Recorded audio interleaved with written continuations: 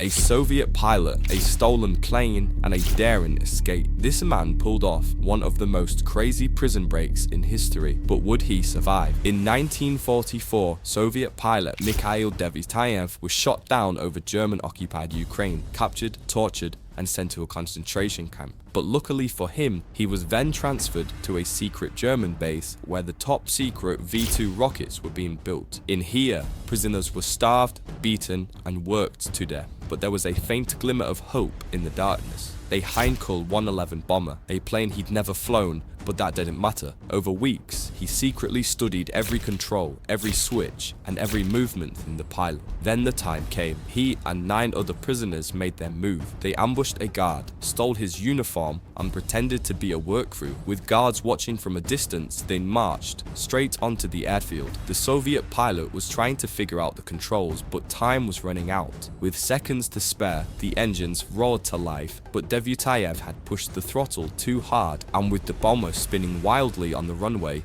the Germans opened fire. He managed to pull up just in time, but it wasn't over. A fighter plane was immediately sent after him, and somehow he managed to evade enemy fire and eventually reached Soviet airspace. And now there was a new problem. The Soviets thought they were Germans. They were almost shot down before their voices were finally recognized on the radio. Devyatayev crash-landed behind Soviet lines, and against all odds, he had done it. The Soviets didn't believe his story, and he was labeled as a traitor for years, before eventually his story was finally proven true, and he was declared a hero of the Soviet Union. Today, his escape remains one of the most daring in history, and if he made it this far, he should definitely subscribe. This was the story of